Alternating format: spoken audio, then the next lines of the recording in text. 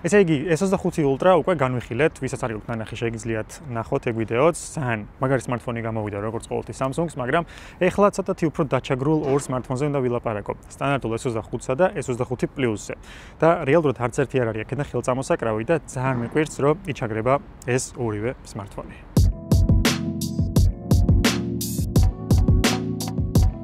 სანამ რევიუზე გადავალ ზოგადად, მოდი იმ ფრაზას ვიტყვი, როგორც ვიცი ხოლმე. რაც კაია, რატო უნდა შეცვალო. და სწორედ ეგ ფრაზა აქვს გამოყენებული წელსაც Samsung-ს და რეალურად თუ S25 Ultra და S24 Ultra მაინც არ განსხვავდებიან ვიზუალურად, თუმცა მაინც არის რაღაცა სხვაობა მათ შორის და გაარჩევ რაღაც მომენტში. ამ შემთხვევაში სტანდარტული S24 და S25 რო ავიღოთ, ფაქტობრივად არანაირი სხვაობა არ არის და გვერდ-გვერდ რო დადო, რაღაც მომენტში ვერ შეატყობ, რომელი S24 და რომელია S25 და ამიტომაც მოდი შევეშვათ ახლა S24-ებს და სტანდარტულ S25 და 5 Plus შევხედოთ და როგორც ცალკეული და ახალი სმარტფონები სწორედ ეგრე განვიხილოთ. და ხო, რასაც ვილაპარაკებ ახლა ამ სმარტფონებზე, ორივე ერთნაირი რო არის, ამიტომაც ორივეს შეეხება ეს ყველაფერი და რეალურად ხო ამათ შორის სხვაობა მხოლოდ ზომაშია, ეკრანის ზომაში და ელემენტის ზომაში შესაბამისად. ხო და ვიზუალის ნაწილი რო ავიღოთ, დიზაინით ჩემი აზრით ძალიან მინიმალისტური დიზაინი აქვს და მომწონს ის, რომ ორივე თხელი სმარტფონია, ორივე ძალიან მსუბუქია და რეალურად წინათაობასთან შედარებით უფრო მსუბუქია. ხელში ძალიან კომფორტულად თავსდება ორივე და მომწონს ის, რომ ალუმინის კანტი აქვს, ეს კანტი დაბურულია, ანაბეჭდები არ რჩება და ფერების არჩევანიც რო აქვს წელს. ცოტა ისეთი რაღაცნაირი სასიამოვნო ეგენის ძალიან მომწონს და ეს ლურჯი ფერი მომეწონა, იმიტომ რომ როცა შუქი ურტყავს სხვა ფერია, როცა ჭრილშია უფრო სხვა ფერია და მთლიანობაში არ ვიცი, ანუ ძალიან კარგად გაარტყა, მოდი ესე ვთქვათ, ფერის კომბინაციას და საკმაოდ სასიამოვნო ფერია. რა თქმა უნდა, შუშა გვაქვს წინა და უკანა პანელზე ამ ორივე სმარტფონზე და პრინციპში დიზაინზე მეც ვერაფერს ვერ ვლაპარაკობ, იმიტომ რომ ფაქტობრივად იგივეა და ხო, რაღაც მომენტში iPhone-ს გავს ძალიან, ანუ სტანდარტულ iPhone-ს გავს ერთის და მეორეც. ზომითაც იგივეა როგორც პლუსი და სტანდარტული iPhone-ები და ვიზუალურადაც იგივენაირად გამოიყურება, რა თქმა უნდა. კაი, შემდეგ გადავდივარ წინა პანელზე, სადაც წინა პანელზე გვხდება ულამაზესი AMOLED ეკრანები, რა თქმა უნდა, 120-იანი განახლების სიხშირე გვაქვს ორივეზე. რა თქმა უნდა, AMOLED პანელია, რა თქმა უნდა, 2600 ნიტამდე აღწევს, 2800 ნიტამდე აღწევს მაქსიმალური განათება. გარეთ ყველაფერი ჩანს, უსასიამოვნესი პანელებია, მოდი ესე ვიტყვი. ერთადერთი აქ დამაკლდა ისეთივე ანტი-ამრეკლის ზედაპირი, როგორც Ultra Models აქვს და რატო არ გამოიყენა წელს აქაც ეგეთი ზედაპირი არ ვიცი, აქ რა თქმა უნდა უფრო რაღაცეებს ირეკლავს, მაგრამ მთლიანობაში არ გვაწუხებს ხოლმე, მოდი ესე ვიტყვი. კონტრასტი იდეალურია, ფერები ძალიან ლამაზია, ერთ-ერთი სხვაობა როგორც გითხარით ზომაშია და 6.2 და 6.7 ინჩი გვაქვს ამ სმარტფონებზე. და ჩარჩოები ეკრანის გარშემო ძალიან პატარა გვაქვს. რა ვიცი, ანუ მე მგონი თქვენთვინაც ხედავთ, რომ ძალიან ლამაზი ეკრანებია და აზრი არ აქვს ესე შეფასებას, ვიდეოდანაც კი ჩანს, რომ ლამაზია და ლაივში როგორც კი შეხედავ, მიხვდები რა არის კაი ეკრანი. ესე ვიტყვი, რა თქმა უნდა.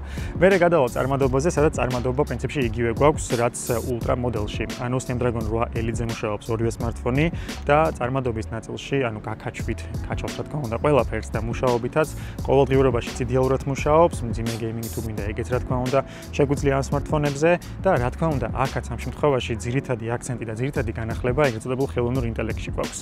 და ხელოვნური ინტელექტის ფუნქციები კიდე ძირითადად განვიხილეთ უკვე S24 Ultra-ში, დეტალურად შეგიძლიათ იქ ნახოთ რა ფუნქციები აქვს, მაგრამ ისე გეტყვით, რომ რა თქმა უნდა, Gemini გვაქვს ჩაშენებული ახლა ამ ორივე სმარტფონში. Gemini არის ინტეგრირებული მაქსიმალურად სისტემაში და Bixby-სთანაც ერთადაც მუშაობს და თვითონ აპლიკაციებთან ერთადაც და შეგვიძლია კომპლექსური რაღაცეები ვუთხრათ და მაგ ყველაფერს შეგვისრულებს. ასევე რა თქმა უნდა, გვაქვს ეგრეთ წოდებული Circle to Search-ი, ანუ შეგვიძლია რამე მოვნიშნოთ ეკრანზე და მაგის მიხედვით ფოტოებს გიპოვის და ინფორმაციებს გიპოვის და ასე შემდეგ, ანუ რა არის ეკრანზე მაგას ნახულობს. ასევე შეგვიძლია სხვა ტექსტის შეჯამება, მაგ ტექსტის სხვადასხვანაირად დაწერა, თუნდაც მეილი იქნება, თუნდაც რამე საიტი იქნება. შეუძლია რომ ვიდეო შეგვიჯამოს მაგალითისთვის და ყურება თუ არ გვინდა რა რეცეპტის ამოწერა, რა მაგდაგვარი.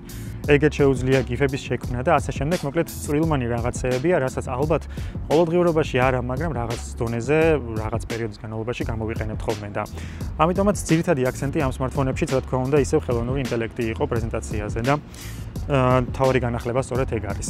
მერე უნდა გადავიდეთ, რა თქმა უნდა, ელემენტებზე, სადაც 4000 4000 და 4900 მილიამპ-საათიანი ელემენტები გვაქვს ამ smartphone-ებზე და 25 ვატით ტენება სტანდარტული მოდელი და 45 ვატით იმუხტება უკვე პლუს მოდელი და ამ შემთხვევაში ელემენტის მუშაობის დროით ჩემი აზრით სხვაობა არ არის, როგორც გასულ წელს იყო, იგივენერად არის აქ.